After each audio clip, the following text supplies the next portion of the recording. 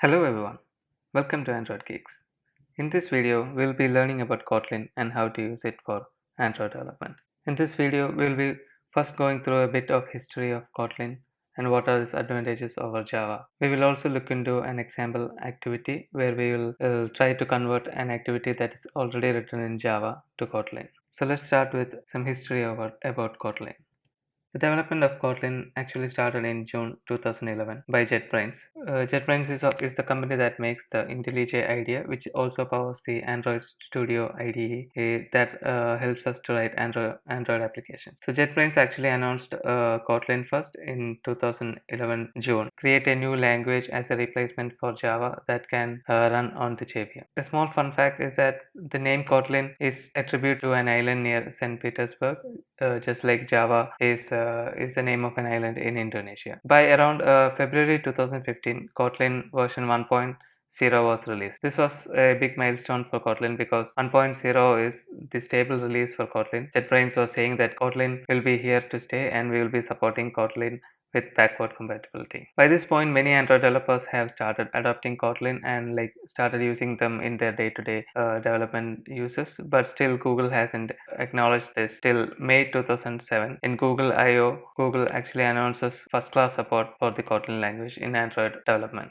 So that popularized Kotlin a lot, and a lot of developers started adopting Kotlin for Android development, including me. And by May 2019, Google announces Kotlin as the preferred language for Android development, which means from now on all the Android tutorials and Android examples released by Google will be in Kotlin only. So that is a brief history of Kotlin. So let's write some code and see how it works. So I have already written a login activity class in Java. So you can see the code here. I'll go through the code once. So there is a login activity and also a activity login XML file. So we have already declared a username, password fields and a login button. When we come to the login activity, so we have set the activity login XML as the layout, and we have declared some variables for the UI elements like text username, text password, and button and the login button. So if you come to the onCreate method, you can see we are getting references to that elements, and we are setting an on-click listener to the button login, and on-click we are calling the toLogin function, which checks if the username and password is not empty, and it just shows a toast logging in. Otherwise it will show a toast. Please enter a valid username and password. So this is a familiar Java code. So let's run this and see if it works now. Okay, so this is let's click it. Yeah, so it says please enter a valid username and password. Okay, otherwise it shows login in. Let's see how we can convert this login activity in Java to Kotlin. So before doing anything, first of all, we have to enable Kotlin for this project. To do that, we have to go to Tools, Kotlin, and select Configure Kotlin in Project. So now we have to choose Android with Gradle. And here it will ask if you want to configure Kotlin for all the modules in the project or a single module. We will configure for all the modules, and you can select the Kotlin compiler here. We will select the latest version and it will start syncing. So if we go to the our Gradle file, you can see Android Studio has added some values. First of all, it has added the Kotlin standard library for JDK 7 here. As you can see, the Kotlin version is referenced here, which is added in the project level Gradle file by Android Studio itself. So Android Studio has added this line of code to the Gradle, and it has also added the Gradle plugin for Kotlin here, and it also added the standard library for Kotlin to the module. So our project has synced. So let's go here and convert this code to Kotlin. So one easy way to do that is we can go to the project manager and right click login activity, and then we can convert it by clicking the convert Java file to Kotlin. So before doing that, let's see how we can convert it manually. So for that, let's create a separate duplicate activity. So we'll create a new activity and empty activity. So we will name it login uh, Kotlin login activity. We don't want to generate layout file, and we will select the source language as Kotlin.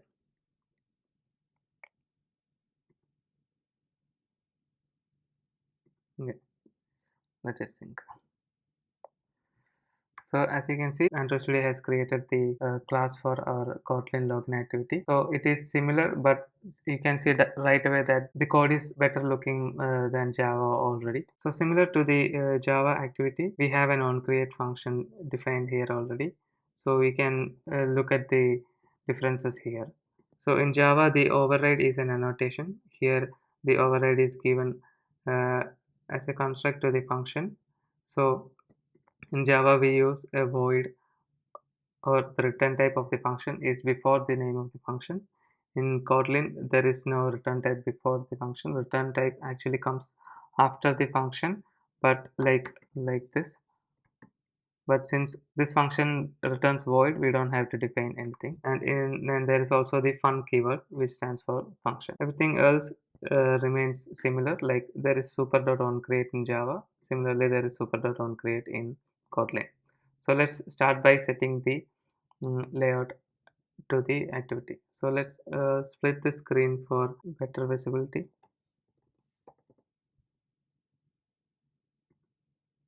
Okay. So now we have the Java file here and the Kotlin file here. So let's set the layout. So we can call the same function set content view and pass the resource ID.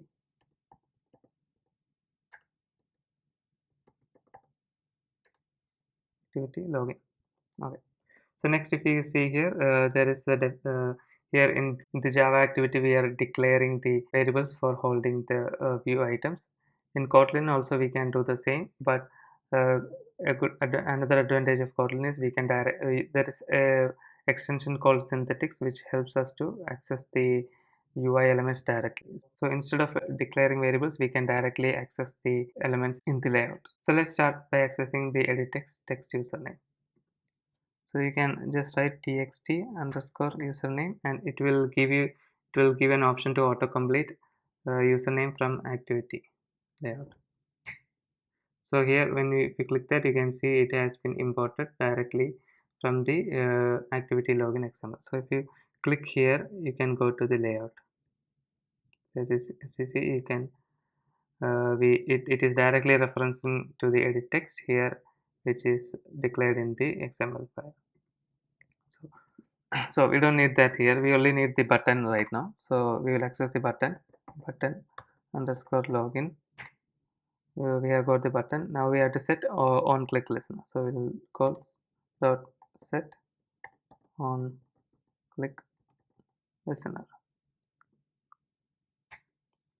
and now we have to pass an implementation of the on click listener. So for that we have to create an object of that which extends view dot on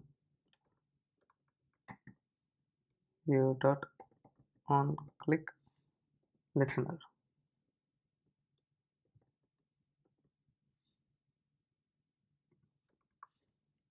And inside we will create override the on click function. So let's look at this in detail. So if you look closely, what we can see is we are calling the set on click function, and we are passing an object which extends the on view.onClick listener class.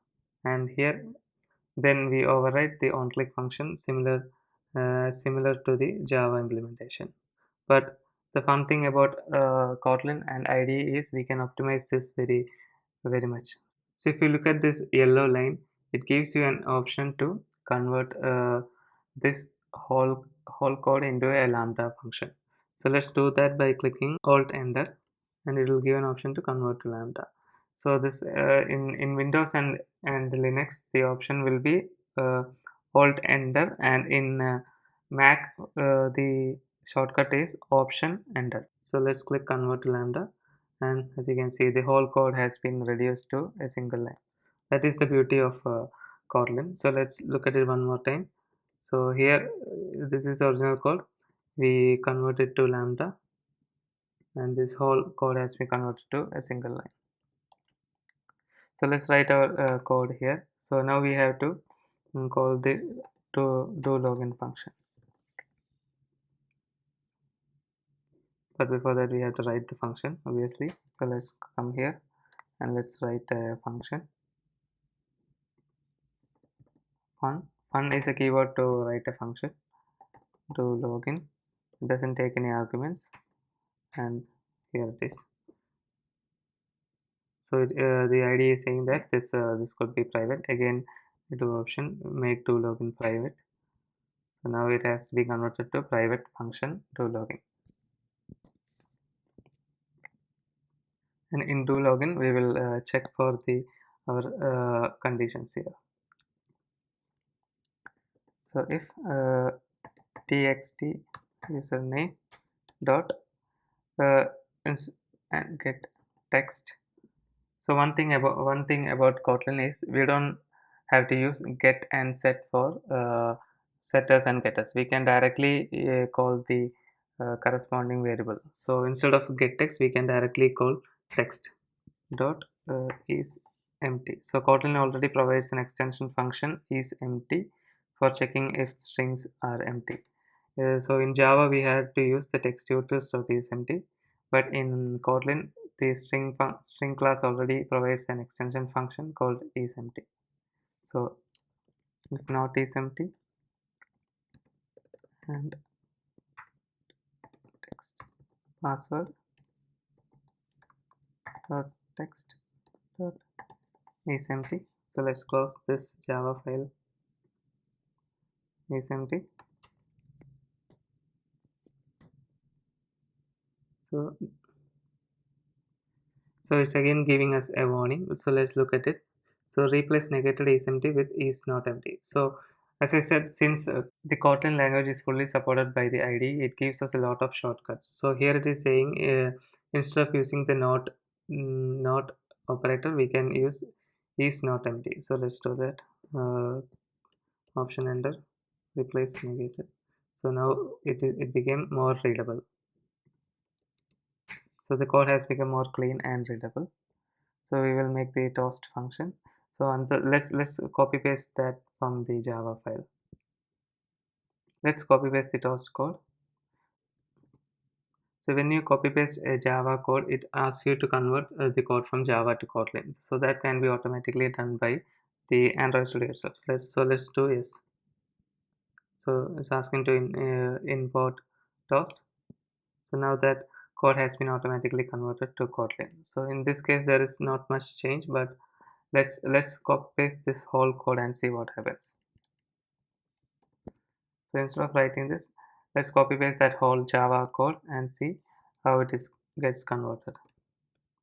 So again, it is asking if you want to convert. So yes, we want to convert, and it asking to import text utils. So text utils has been imported, but text username is not there. So we'll username and text password. So here it is already there. So we'll convert this to text. So that's it. We can replace this with the not is not empty.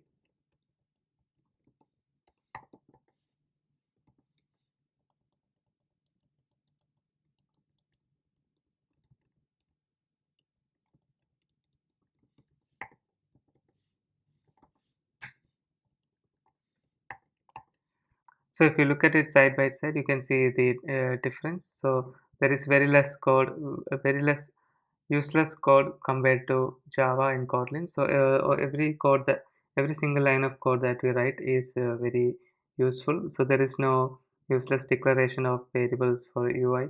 That is mostly part of the synthetic extension that is provided for Android in Kotlin. And as you can see, the code is more readable and elegant, and it is pleasant to write code in Kotlin compared to Java. So let's run this and see. Before that, we'll have to add it in manifest. So let's run this and see.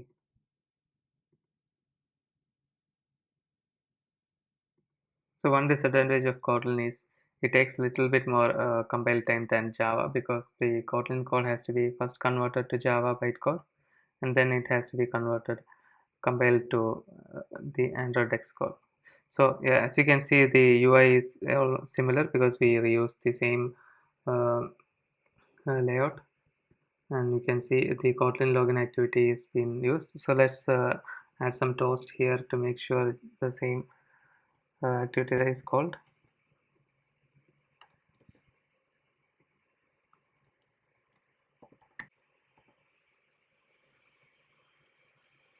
Yeah, hi from Cortland activity. So let's click this. So it says please enter valid username and password. So let's enter something. Yes, it now shows login. So that is how we can manually convert a Java code to a Kotlin code. So next, let's see how we can automatically convert that Java activity to a Kotlin activity using the IDE itself. So let's convert this login activity Java file to a Kotlin file using the IDE functionality itself. So to do that, we have to right click the activity or the class in Java, or this applies to all Java files, not just for activities. So you can do the same for any Java file. So you can right click it, you can go at the bottom and you can click convert Java file to Kotlin file. So yes, so right now the code has been converted from Java to Kotlin, and also the file has been renamed. Before it was loginactivity.java, now it has become loginactivity for Kotlin. So as you can see, the code has been converted line by line to Kotlin. So that is why there is all this mm, declaration of UI elements and all. So if you compare it to uh, to the Kotlin code that we wrote manually, you can see the difference that code has less number of lines compared to the converted line. So you can do as you wish, both are similar. So that's it for this video. So in this video we have learned the basics of Kotlin and how to enable Kotlin for an Android project, and how to convert an existing Java code to Kotlin manually and also automatically using the IDE.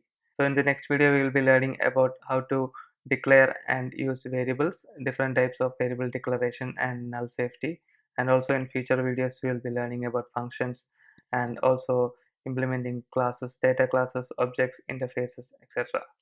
So stay tuned for those future videos, and also please consider subscribing to the channel if you're liking the video.